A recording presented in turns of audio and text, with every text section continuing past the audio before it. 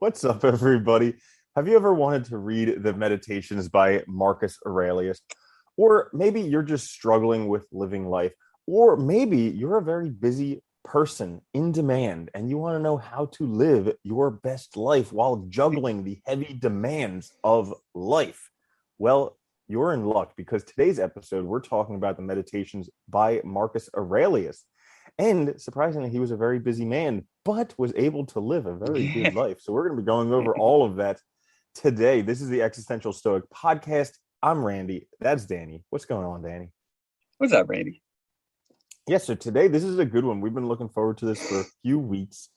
And Yeah. today we're going to be discussing the Meditations by Marcus Aurelius. And this is a book that I would definitely recommend everybody to read or listen to. You can find an audiobook on YouTube. It takes like 5 hours to listen to or 2 hours on double speed. So, Yeah, it's a good so it's message, one though. It that is. anybody can do. Yeah. Tell me, what do you think about the Meditations? I think, okay, so the meditations, obviously Marcus Aurelius, Stoic. I think one of the things that's always interested me about this work is the fact that it's basically like his journal, essentially, right? And it is his personal reflections. And it reads just like that. Like, it's not written in a style of like, I'm presenting this to the world. It's written in the style of this is for me, right? And what's so fascinating about it, I think, is he was the emperor. I mean, of the Holy Roman Empire. This guy literally had all the power, all the wealth. He could do what so he could do anything he wanted. Yet you look at his life, and he embodied really this personal struggle with how to be a good person, what it means to be good, constantly reflecting on this, on how to live his best life, be his best self. And I mean, it's really interesting because I think it's a great demonstration that being a good person, is not easy. That we all, when we try to do this, it's a constant sort of, battle with ourselves of failing and succeeding and failing and, repetition. And, I think it's like reminding ourselves of the same things over and over again. And that's normal. It's fine. We're a work in progress. It's continuous effort it requires, that we're not just going to like make that New Year's resolution and in 20 days, boom, we're good. We're perfect. So I think that's one of the things I really like about it is the personal struggle it really sort of captures in trying to just be a good person and live a good life and figure out what the hell that means. I think it's amazing. Yeah, that's a really good point. Well, you had a whole bunch of good points there, but Boy, the one that damn right I he's did. literally the emperor. Like, think about the most fabulously, like, he's richer than Elon Musk. Okay, he's like more famous than Biden. He has like literally everything, and Yeah. yet he's not focused on, okay, gonna go have an orgy with these girls, gonna be a glutton, eat all this food, gonna do all this stuff. He's like focused on how to live the good life, and it's so counter to what we believe this person would be like, where everybody's like, oh, I want to be like a billionaire so then I can go have these sick yacht parties, like, just, and all this stuff. And it's just like he's like the complete opposite. It's just kind of Oh mind-boggling. yeah, it is, man. Because I think it's so funny. Like, nowadays, the I think most people really the ideal life to them is having so much money they can kind of basically like perpetually impress people and validate their existence through their wealth, right? And it's like he has this, and yet he sees it as really not that valuable. Like, that's not the thing that makes life worth living. What makes life worth living is being the best person he can be, and he lives actually a pretty humble existence as an emperor. He doesn't dress fancy, he doesn't like throw it in people's faces. He tries to interact with people in a way that's like fair and just and considered. I mean, it is. He's an example. I mean, I think for anyone to follow. And at the same time, I think it's also interesting because we see him struggle with these questions I think we all struggle with, that we've talked about so many times, I think, on this show, right? Which is like, what does it mean to be good? Like, what do I actually value? What really matters? And I think you had mentioned when we've been like, we've been looking back at this work again, preparing for this, and like it is repetitive, right? He does, he goes back to the same topics again and again and again in this book, and it's interesting because that's why it's not written. I mean, it's not written. It wasn't intentionally written for everyone, right? Because it's his reflections. And I like that you see him struggle with the same things over and over again, because I think it's such a good point to take home. That, like, trying to live a good life is hard. Trying to be a good person is not easy. And a lot of times it means returning to the same thing over and over again until we get it right, or until we figure it out, right? And not giving up, persevering through all those challenges. Yeah, it's in the beginning, I remember he thanks somebody for, giving him a life of temperance or teaching him temperance, how not to like go into excess. And he thanked them for like, you know, being somewhat chaste early on, like not having these sexual exploits very early on. Like he was very grateful for the temperance and being able to wait. And that's such against what most people think. They're like, oh, I need this excess now, and if only I had that stuff. And it's really interesting to me how we have these examples of people who have it all. So we have like Marcus Aurelius, the Buddha. They have it all, and they basically like give up it all because that's not what it is. Like Jim Carrey says it so well. He's like, I wish everybody could have all the wealth and the fame that they imagine so they could realize that's not what it is. And it's so curious because despite these examples of people who have it all in quotations and give it all up because there's something better, everybody's like, yeah, but I still got to try it. I still got to get rich because I know it'll be different for me. Yeah. I think that's one of the biggest, or maybe even one of the saddest things about, like human society, which is, these stories we tell ourselves, the stories we tell ourselves culturally, like really are they're hard to see through, as being false or incorrect. It's like, even though we might even have an inkling that they are, we still are so unsure about it. We still think, no, but if I had all that money, it'd be great, right? It'd be better. That's what would make my life worthwhile. And these guys all realize that that's not the case. And I mean, you're right. We see it over and over again with these brilliant thinkers, that's not an important thing. It can be helpful. Don't get me wrong. Like having, money can be helpful, but it's you matter more. Like your character matters more, because all the money in the world isn't going to make you a good person. And in fact, if you're a bad person, if you had bad character, if you have bad traits, that's just going to amplify them thousandfold, billionfold, right? To the point where it might even destroy you. And I think we see this all the time too, where you see like, musicians who are young, who all of a sudden hit it big, and then their life just falls apart. They die at an early age, because they're indulging way too much in drugs and sex. And it's just pushing themselves way too hard. They don't have a sense of what really matters yet. Well, okay, so great point right there. It's kind of like everybody gets caught in chasing this feeling, because there's this feeling that we want, which is usually the feeling good or pleasure, and we keep associating external things with that feeling of pleasure, and the feeling keeps getting further and further away, because like the more we exploit it, the harder it gets to get that pleasure.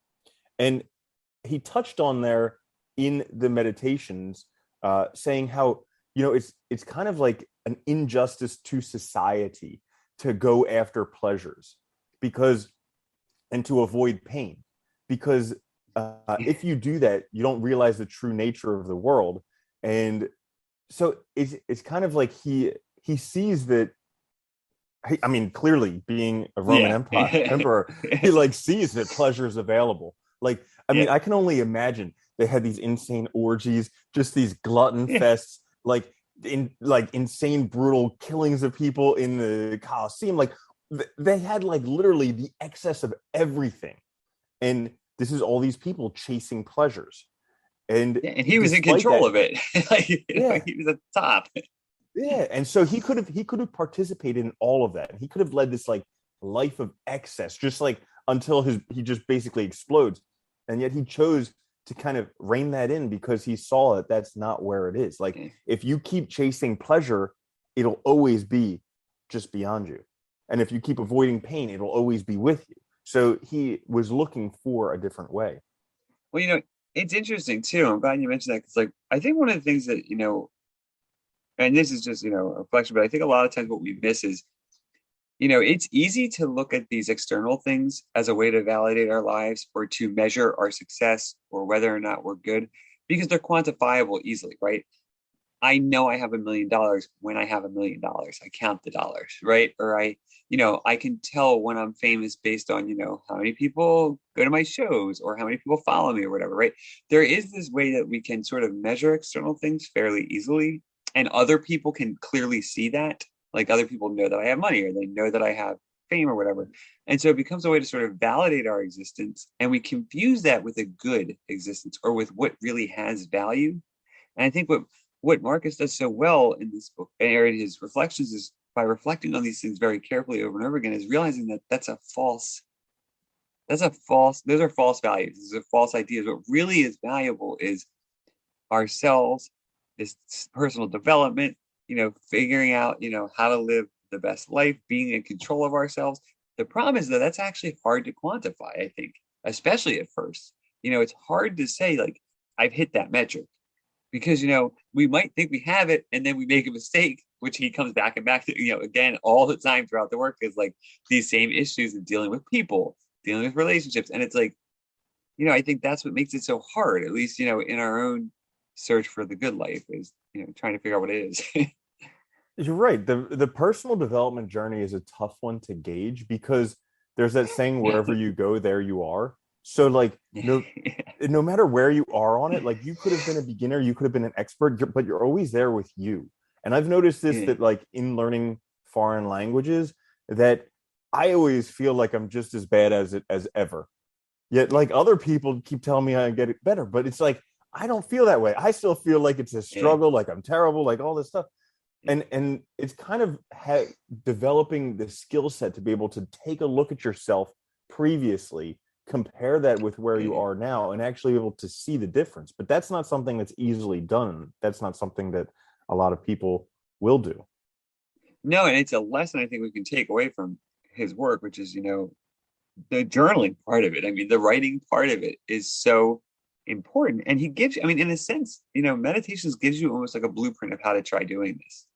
Like to literally sit down and start thinking about carefully and with pen and paper, these problems that you encounter daily. Like, even if it's like, I mean, I tried as much as I can because I think it's so helpful. Like when you feel depressed, why did I feel depressed today? Why did I react that way? Why did I, why was what motivated my response? Looking at, in what sense, and that dichotomy of control comes up again and again throughout the work because it's crucial for the Stoics, right? What is within my control? What's not? How did I sort of exhibit control, or how did I sort of basically forfeit it or lose it? And each time you do this, this might be basically a reflection of your failures, but because you're doing this, you're also learning. And you're also basically preparing yourself and developing the right kind of thinking so that doesn't happen in the future. But it's hard to do. It is. I mean, we all struggle with this. But he's a great Yeah. example of, going through it. Yeah, I mean, he definitely touches on some of the other Stoic philosophers. He quotes Epictetus and other ones in there. Um, but one of the things that I wanted to mention was like, so we all get concerned in this whole like journey of personal development. Everybody worries, everybody frets, everybody fears, Yeah. and he touches on that, and he has such a good point. And I keep reminding myself of this recently. He's like, listen, it's either divine providence or it's random chance. Okay. And if it's divine providence, guess what? Completely out of your control. If it's random chance, guess what? Completely out of your control. And yet, despite those things, despite the idea that it's either divine providence or random chance, everything that happens to you in life, he says, despite that, you still have to do the best that you can. Like you still have to be a good person. You still have to be virtuous. You still have to work on yourself.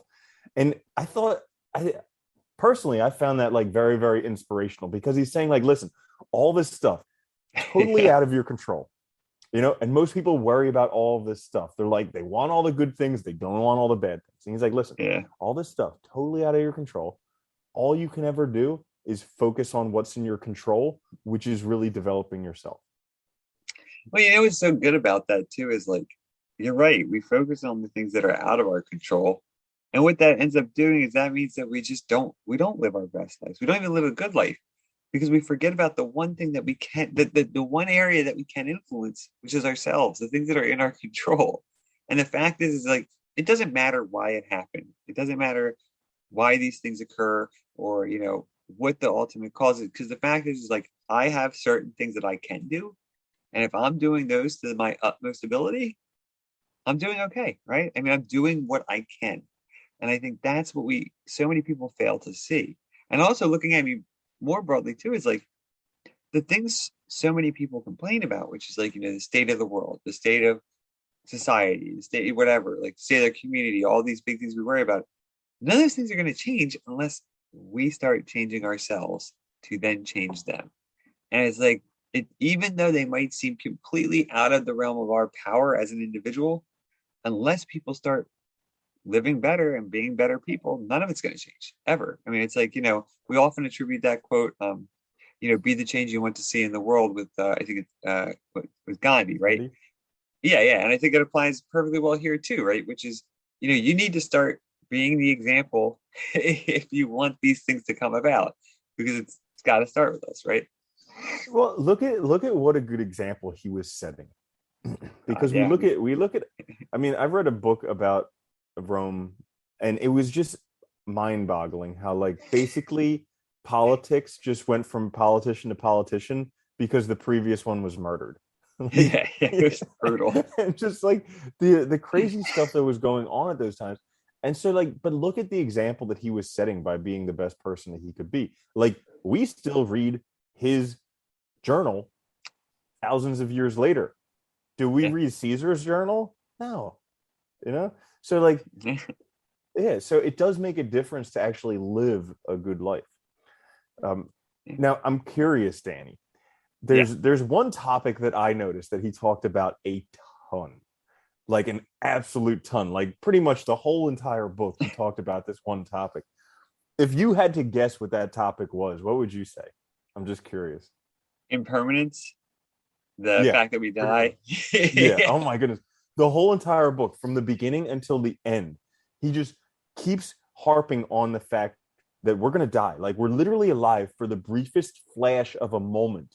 The time before we were alive was immense. The time after we're dead, immense. So, like, just constantly keeping on your mind that we're going to die. It's like the briefest flash. And what do you take from that? No, I was gonna ask you. I mean, I think this is one of the most important insights that we really, I mean, so many people fail to even think about, because it's, look, we are alive now, we exist now, and one of the most terrifying things for anything that exists is to consider it not to consider non-existence, right? To consider the fact that we will one day not be here, right?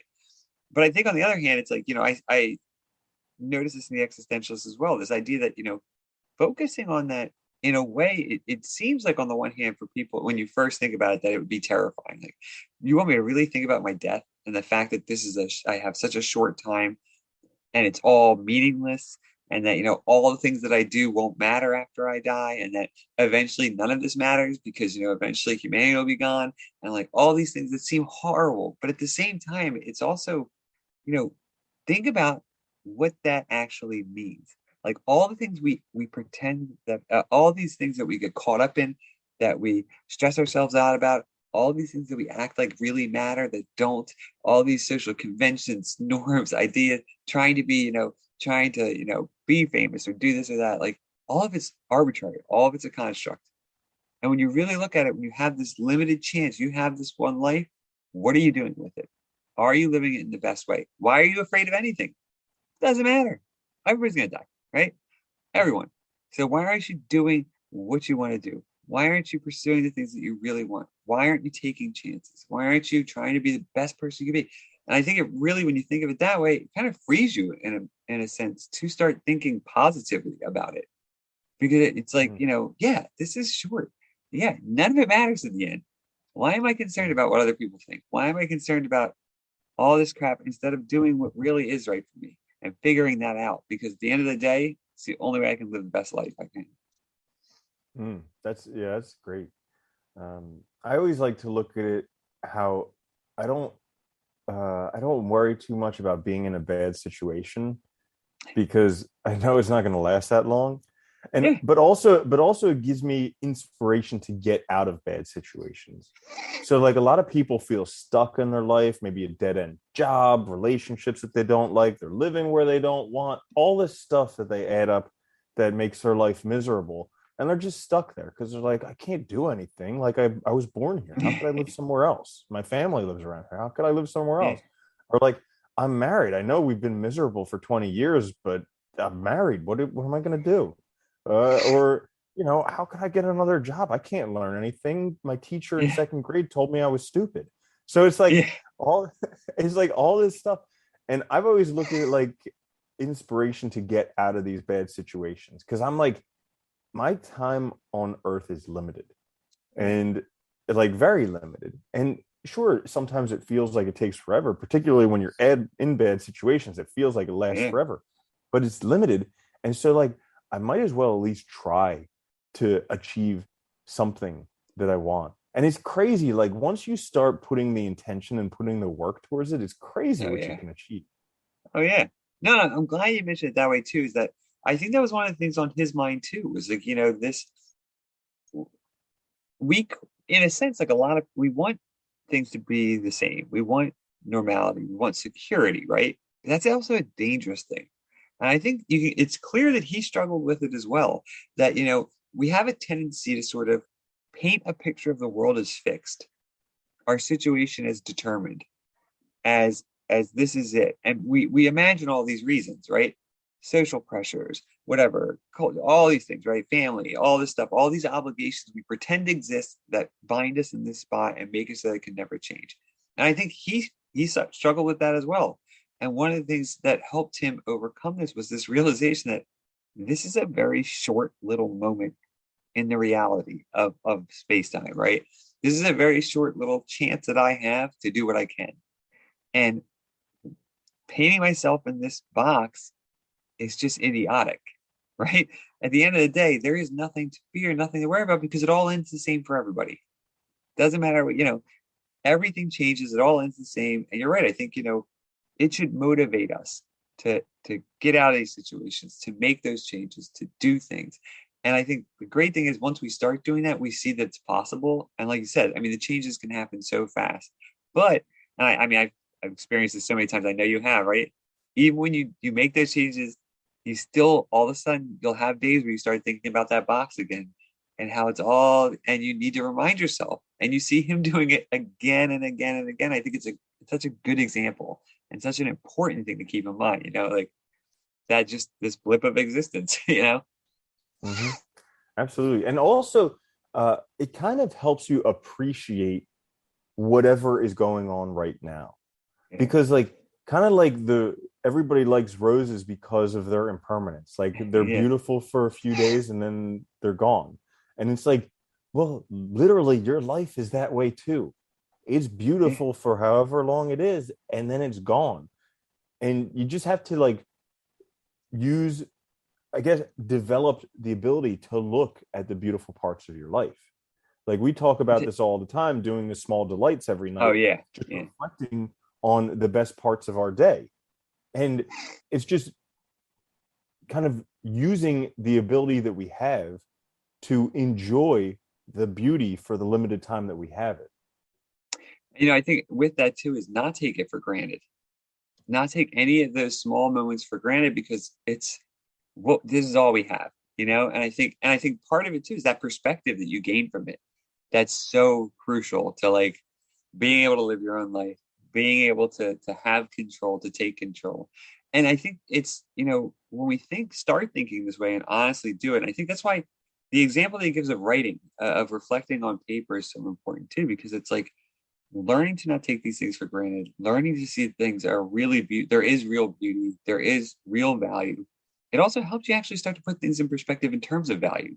Like, does really like killing myself, working on the weekends really matter? Why am I doing this? Right? Like for this job that I hate, does it really make sense to like kill myself, like trying to meet these obligations that I can't meet to, these made up obligations to family or stuff that I don't even like, I don't know. What is binding you? What's keeping you stuck? And really asking questions about it. I think it can help us ask those hard questions to start changing our lives. Hmm. Yeah. Another thing that I got from the meditations that I don't think he specifically said was that just the idea of having faith in yourself. Like Yeah. I got the feeling that he was like, you have to believe in yourself. You have to believe that you can live the best life possible. You have to believe that you can do whatever needs to be done. Like I do remember him talking a little bit about how like we all have like life has its purpose, and as a creature of the earth our we have a purpose. We can Yeah. bear these burdens. Like I remember him saying that, but just kind of the idea of having faith in yourself that no matter what comes, you can handle it and you will handle it. And so that was something that I think was kind of an undercurrent for me, but a very important aspect of what he was talking about there. No, I think it's really important. I think you're right. It's whether he says it directly or not, it's present just in the nature of the work itself, right? I mean, think about it. Like returning to these topics again and again, he obviously believed he could do it, right? He had that faith. Sometimes it's shaken, but you persevere through it. You keep enduring and you keep affirming it. And I think that's something we can all, it's something we should all learn, right? Which is, and I think what you were mentioning before, like when you take action, you try to make changes, you start to realize that you can do it.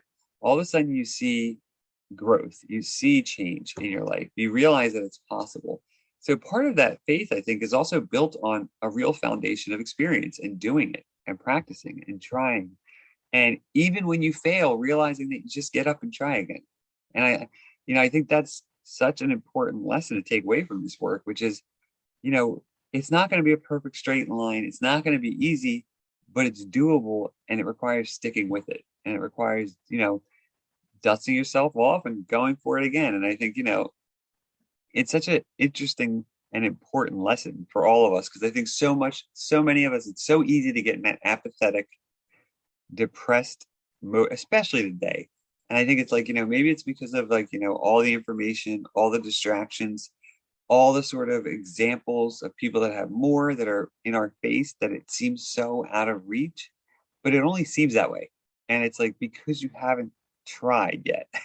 And once you try, you can make it happen, I think. And that's, it's important to figure that out. Yeah, when you were talking about that, about the apathetic, depressed people, and what I was kind of thinking, well, what would he say to it? And I would think that he would kind of talk similarly to what Martin Seligman says with the learned helplessness stuff. How like a lot of people end up getting depressed because they feel like they can't accomplish their goal. They feel like it's out of reach. And I was thinking, no, I don't know what Marcus Aurelius would say, but I was thinking that he would say like, you're gonna die, so let's just take that as a premise. You're already dead, okay? Well, since you're dead, let's at least try to accomplish that. Because what's the worst case scenario? You're dead. So let's try and improve on that. Best case scenario is maybe we can get a little bit closer to achieving that goal. And that's something that I know for me, like there were times in my life when I was depressed, and it was because I was convinced I couldn't achieve this goal that I wanted. And once I started taking steps towards that goal, it was difficult, but it was something where things opened up, because all of a sudden, even if I didn't achieve the goal, I was still getting some traction, getting a little bit closer, building momentum, that type of stuff. No, I think, dude, I think so many times that when I look back and really think about times when I was depressed, it's that I can't dominate in my thinking, right? And that idea that there's no way I can make these changes, there's no way I can make my life better. I might as well just not even try. And I think you're right.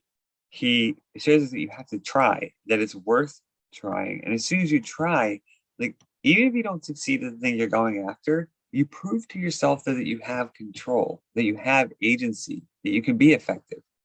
And that's all it takes. I think that's all it takes is that I don't have to accept this. I don't have to accept things as they are. I don't have to accept the world as it is. I have power to do some things. Those things are in my control, right? And a big thing he talks about throughout is, asking yourself, how did I respond to this? And recognizing that the way I respond is one of the most important things in my control. If I feel, if I think, if I feel jealous because, I think something happened a certain way, or I interpret something a certain way, or I feel angry, I might not be able to control the fact that I feel that way, but I do have control over how I respond to that feeling. And whether I let it, destroy me, cause relationship problems, cause, basically like distract my thoughts for days or weeks, and consume them, or whether I just like, deal with it in a healthy way and move on, or directly approach it and figure out what's going on and deal with it right now so I don't have to ever worry about it again. It's all within our It power. is, yeah, it's a really interesting and also like nuanced skill set, because it's Oh something yeah. that I find like as I get older, and you probably find this the same as well, like you develop these skills that you didn't have when you were younger. And it's like these are like really like very critical life skills. Like you're talking about like situations and how they impact you. So one thing that I think of is like these little things in life that sometimes you do something or or you read something and it makes you feel not good. Like Yeah. I'm talking about me personally. Like sometimes I'll say something as a joke, it didn't go over well. Sometimes Yeah. I'll read something that I really didn't want to read, and all of a sudden I feel bad. And where historically I would have gotten really upset and that would have like changed the course of my whole day or week or something like that, I can start to notice, okay, I feel bad now. Now why am I feeling bad? And start to investigate that and figure out what it was that made me feel bad, and then choose to kind of let it go and be like, okay, well that's done. I can't change that. Yeah. So let's move forward. And I think that's something that he kind of talks about there, is like developing these skills with what's in your control in life in order to live the best possible life. Oh yeah, and it's part of like the good and it's part of the good life and it's part of wisdom, right? It is having the ability to recognize that I might not be able to change this, but I can do this, right? And when you start to realize that, you stop saying I can't. You start saying, what can I do? Right? What's within my power? Like maybe I didn't get the job I wanted, or maybe I feel stuck in the career that I'm in. Well, I have the ability to make changes. And or I can say to myself, yes, it's possible to say, well, it's not fair. I can't do anything and then just be miserable. But like I have only a short time. Why am I wasting it? And I think that's the other critical thing about, thinking about our own death. The important thing too is thinking about the shortness of the time that we have. And it's a long time, but it's also short. Don't waste it, you know, miserable. Don't waste it, basically in a pity party with yourself. Start looking at, how can I actually make this good for me? How can I make this worthwhile for me? What does that look like? And what can I do? It might not all work out. That's fine. That's the world, that's reality. But if I do what I can, I shouldn't have any regrets. And I think that's such an important thing. And you're That's right. I think it just takes age. Age is, I think, has been so helpful, man. Oh my God. It's like so funny how like I don't know what age it was exactly, but you're right. Like there's a point at which you just realize like you stop thinking about all the stuff in the world as being so important that used to seem so important, right? Like other people's values and stuff and their opinions. God. Yeah. But I mean, they really need to teach this stuff in school, because they never tell you that your life gets better with age. Yeah. Everybody thinks that like when you're a senior in high school, that's the best time of your life ever. And it's Yeah. just not true. Like you start to, I think your 30s, you start to get a little bit wiser. And then from everything that I read, 40 to 60 is like the time. Yeah. Like you're the most productive, you have the best life, the best relation, and it's just like that's the time. So like really learning that it's getting better, having We the don't optimism, it's getting better. Yeah. we fetishize young, being young. We we advertise aging as something to fight, like like Mm-hmm. it's something that shouldn't happen. And like when you think about it, it's absurd. And the reality is like, no one knows who they are deeply when they're a teenager. Your brain's not even fully developed. Like, give me a break. I think that's part of it. It's like, yeah, you hit your 30s, you're hitting a stride of starting to actually figure out who the hell you are and being open to asking those questions, because you start to realize that, oh my God, I need to figure out who I am. It's important. Like, none of Mm-hmm. this other stuff matters until I figure that out. And I think one of the things I found that was so important was like, I realized that like I need to know who I am because I want to be able to be a good friend, or I want to be able to have good relationships until I know that. Because otherwise it's just a lie. It's just fake, right? It's not really, you're not interacting with a real person. It's Yeah. I think it's, That's such a good point, is knowing who you are. Like you were talking about how, we do all types of dumb stuff when we're teenagers. Like I made the biggest financial mistakes in my life when I oh was God. a teenager, Yeah, like going to yeah, university, studying something that other people wanted me to study. And like, it was because I didn't know who I was. And, I've learned a lot from that, but the the discovering who you are is very important, because then when you go after the things, they're fulfilling. yeah, Whereas like a lot of people get caught in the trap of going after things that other people say that they want, that society yeah. says they should want. And once you achieve those things, if they weren't clearly like very impactful to you, you might feel kind of empty. Yeah. They don't matter, right? And you basically, what you've realized is that little bit of time that you had, you've just basically wasted part of it. And I think Mm-hmm. that's why that thinking is so critical. I think there's so much else of this work too that's important. I know we will cover all of it, but I think, he's also talks a lot about being like, listening, being quiet, not being quick to sort of just blurt things out and to like believe that you're right. I mean, I think his book is also really, I mean, an example of this, right? This constant self-reflection, going over things that have happened, learning from them.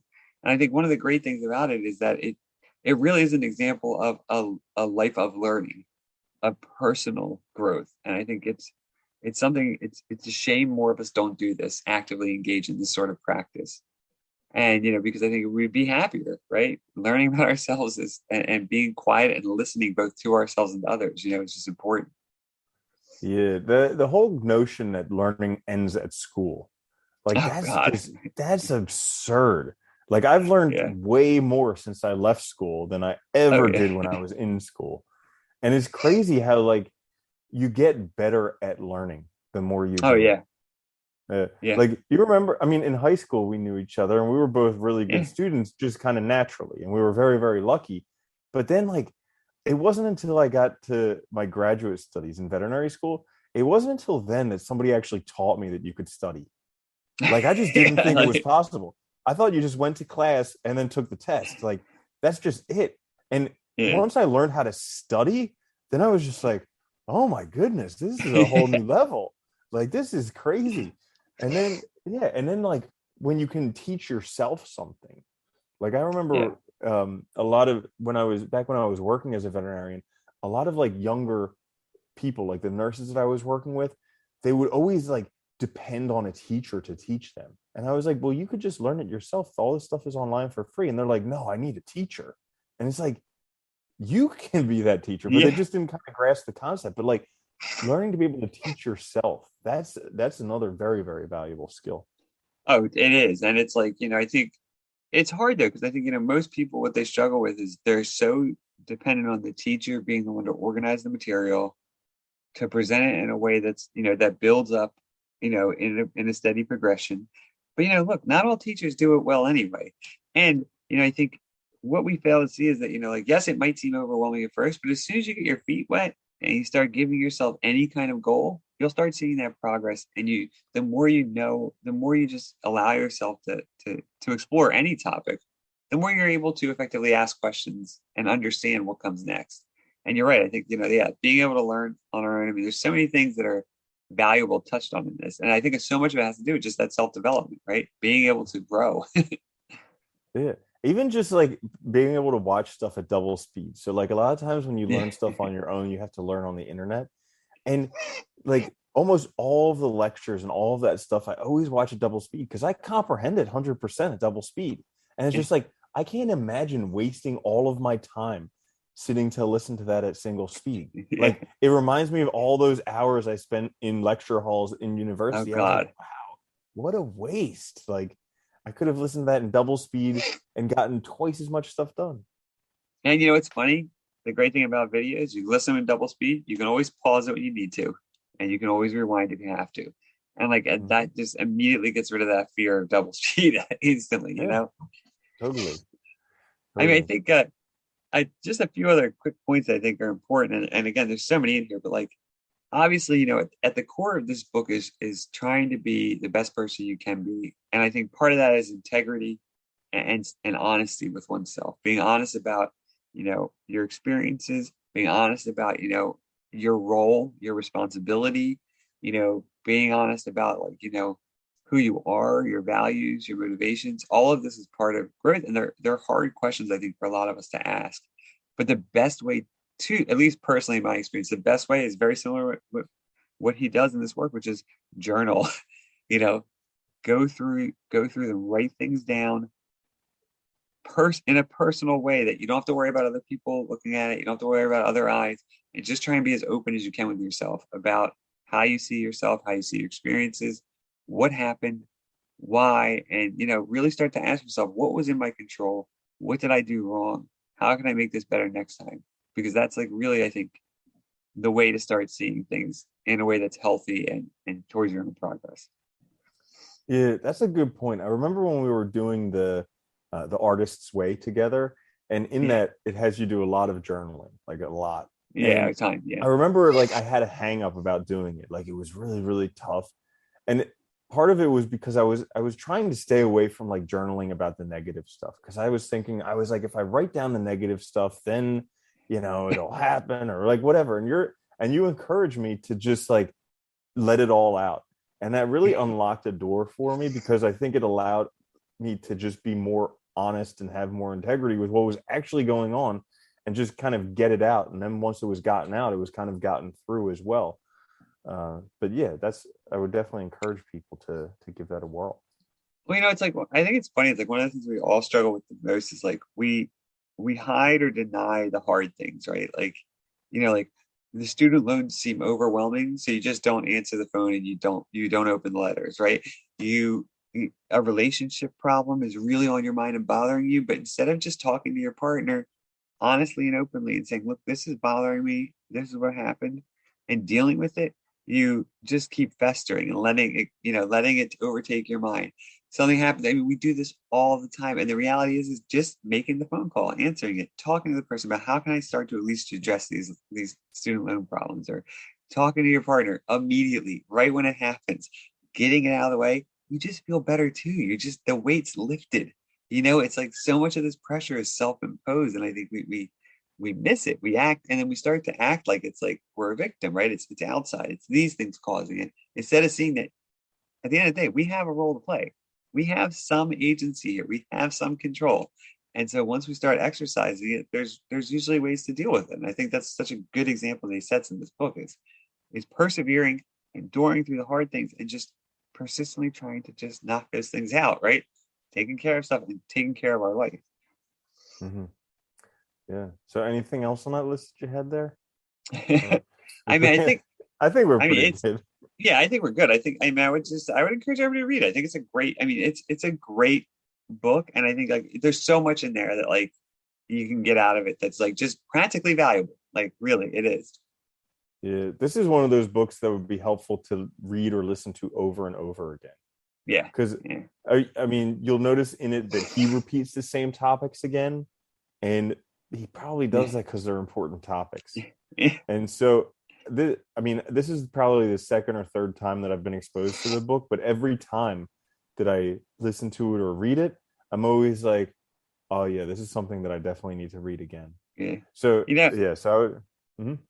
oh no, I was gonna say, and on that end too, like, like I think one of the most interesting things too is it's not just what he says, but what he's doing that matters. Like, what Mhm. the example of it is. And I think thinking of it in those terms too can be really helpful because it can really like make you see the value he places on things, on these problems that he's dealing with. That, I think that in and of itself is important. That's a great point because a lot of people want to be fabulously wealthy, very famous, all of this stuff.